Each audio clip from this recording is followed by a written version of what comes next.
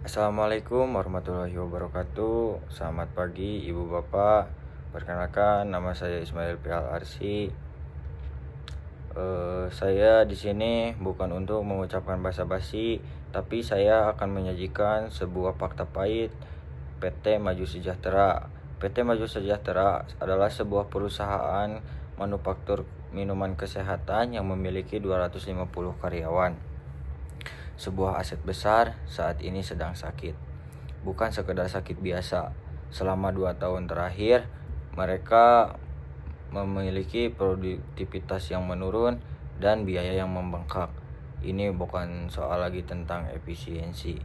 Ini adalah soal keberlangsungan hidup perusahaan.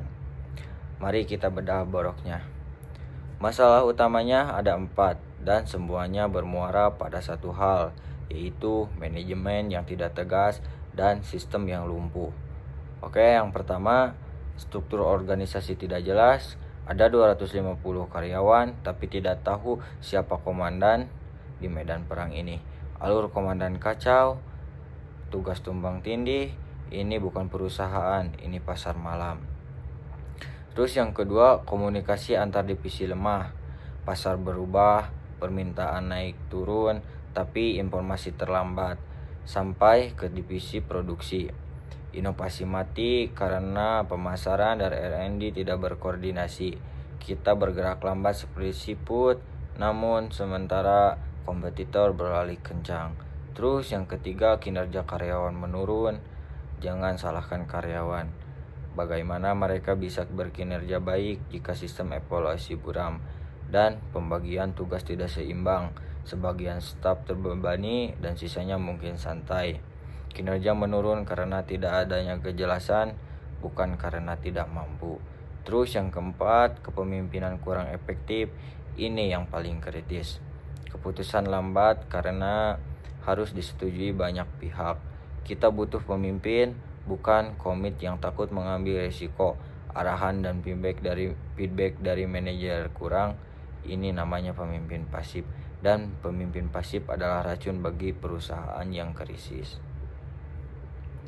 Inilah dampaknya. Yang pertama, produktivitas anjlok 15% dan biaya operasional naik 10% dalam setahun. Ini kerugian real. Yang kedua, peluncuran produk baru tertunda 4 bulan. 4 bulan itu adalah selisih antara menguasai pasar atau tertinggal selamanya. Terus yang ketiga, turnover karyawan naik. Orang-orang terbaik akan pergi meninggalkan perusahaan karena muak dengan ketidakjelasan kerja. Yang tersisa adalah mereka yang nyaman dalam kekacauan. Singkatnya, PT Maju Sejahtera sedang menuju jurang karena kelumpuhan manajemen internal. Mari kita tegaskan masalahnya. Yang pertama, struktur organisasi. Kita melanggar prinsip dasar clear chain of command.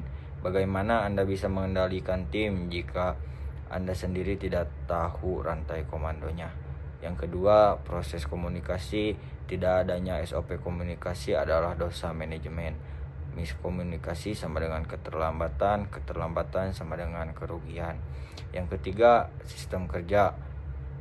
Anda tidak bisa mengelola apa yang tidak Anda ukur. Tapi KPI kita berjalan di kegelapan, tidak ada ukuran, tidak ada akuntabilitas. Yang keempat, gaya kepemimpinan. Pemimpin pasif. Kita butuh aksi cepat dan arahan yang jelas, bukan manajer yang menunggu perintah. Cukup mengeluh, sekarang saatnya bertindak. Kita harus melakukan 4 hal intervensi cepat. Yang pertama, mendesain ulang struktur. Tetapkan tugas, wewenang, dan tanggung jawab hari ini juga. Buat diagram yang jelas, semua orang harus tahu perannya.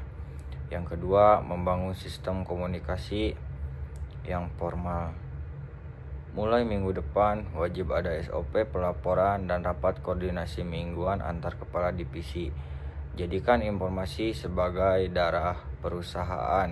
Jangan biarkan ia membeku. Yang ketiga, menerapkan sistem penilaian kinerja.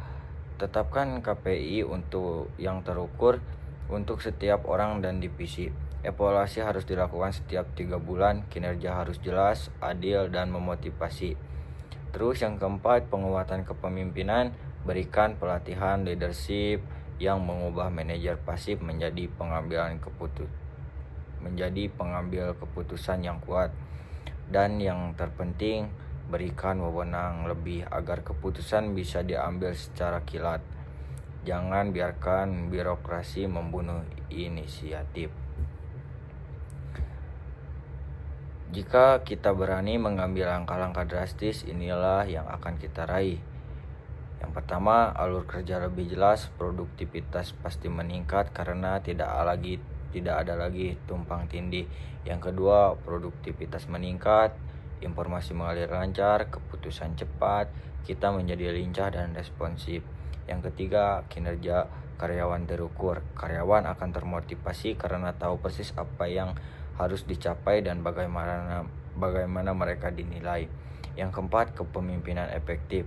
Perusahaan akan lebih kuat, lebih cepat, dan siap menghadapi setiap perubahan pasar. Terima kasih Bapak sekalian. Mohon maaf bila ada kesalahan. Cukup kata-kata sedikit dari saya. Gelar sarjana hanyalah titel, tetapi seorang manajemen dengan gelar SM adalah tujuanku. Terima kasih. Billahi taufiq wal hidayah. Wassalamualaikum warahmatullahi wabarakatuh.